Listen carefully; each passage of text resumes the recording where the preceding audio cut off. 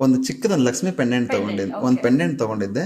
ಅದಕ್ಕೆ ಚೈನ್ ತಗೊಳಕ್ಕೂ ನನ್ನ ಹತ್ರ ದುಡ್ಡಿರಲಿಲ್ಲ. ಸುಮ್ಮನೆ ಒಂದು ಲಕ್ಷ್ಮಿ ಪೆಂಡೆಂಟ್ ತಗೊಳ್ಳೋಣ ಅಂತ ಅದನ್ನ ತಗೊಂಡೆ. ಒಂದು 3-4 ಮಂತ್ಸ್ ಆದ್ಮೇಲೆ ಒಂದು ಚಿಕ್ಕದೊಂದು ಚೈನ್ ತಗೊಂಡೆ. ಅದನ್ನ ಹಾಕೊಂಡು ತಿರುಗಾಡ್ತಾ ಇದೆ, ಸುಮಾರು ದಿನ ಓಡಾಡ್ತಾ ಇದೆ. ಒಂದು 2-3 ತಿಂಗಳಾದ್ಮೇಲೆ ಅದು ಹಂಗೆ ಬಂದಿರೋ ಪ್ರಾಫಿಟಲ್ಲಿ ನಾನು ಅದನ್ನ ತಗೊಳ್ತಾ ಸ್ಟಾರ್ಟ್ ಮಾಡಿದೆ. ಹಾಗೆ ಸ್ಟಾರ್ಟ್ ಆಗಿದೆ ಆ್ಯಕ್ಚುಲಿ.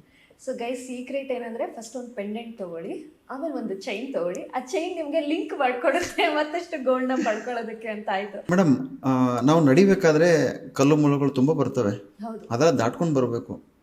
ಮತ್ತೆ ಕಲ್ಲು ಮುಳ್ಳುಗಳು ಬರ್ತವೆ, ಅದನ್ನು ದಾಟ್ಕೊಂಡು ಬರಬೇಕು. ನಾನು ಯಾವತ್ತೂ ಹೇಳ್ತಾ ಇರ್ತೀನಿ, ಬಿಸ್ನೆಸ್ ಸಕ್ಸಸ್ ಮಾಡ್ಕೊಂಡು ಹೋದರೆ ಬಿಸ್ನೆಸ್ ಮ್ಯಾನ್ ಆಗಲ್ಲ. ಫೇಲ್ಯೂರ್ ಕಂಡ್ರೆ ಮಾತ್ರ ಅವ್ನು ಬಿಸ್ನೆಸ್ ಮ್ಯಾನ್ ಆಗಕ್ಕೆ ಸಾಧ್ಯ. ಫೇಲ್ಯೂರ್ ಅವ್ರ ಸಕ್ಸಸ್, ಕೊನೆಗೆ ನಮಗೆ ಸಿಗ್ಬೇಕು, ಸಕ್ಸಸ್ ಸಿಗಬೇಕು.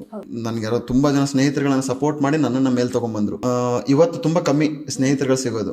ಫಸ್ಟ್ ನಾನು ಹೇಳ್ತೀನಿ, ಬಿಸ್ನೆಸ್ ಮ್ಯಾನ್ ಆಗ್ತೀನಿ, ಏನಾದ್ರು ಮಾಡ್ತೀನಿ ಅನ್ನೋರಿಗೆ, ಮನೆ ಇಲ್ಲ ಅಂದ್ರೆ ನೀವು ಮನೇಲಿ ಮಾಡಕ್ ಹೋಗ್ಬೇಡಿ, ಬಾಡಿಗೆ ಮನೇಲಿ ಇರಿ. ನೀವು ಸ್ವಂತ ಮನೆಗೆ ಏನು ದುಡ್ಡು ಇನ್ವೆಸ್ಟ್ಮೆಂಟ್ ಮಾಡ್ತಾರಲ್ಲ ಅದನ್ನ ಬಿಸ್ನೆಸ್ ಮೇಲೆ ಹಾಕಿ. 100 ರೂಪಾಯಿ ಬಿಸ್ನೆಸ್ಗೆ ಹಾಕಿದ್ರೆ ನಿಮ್ಗೆ 200 ರೂಪಾಯಿ ಲಾಭ ಕೊಡುತ್ತೆ.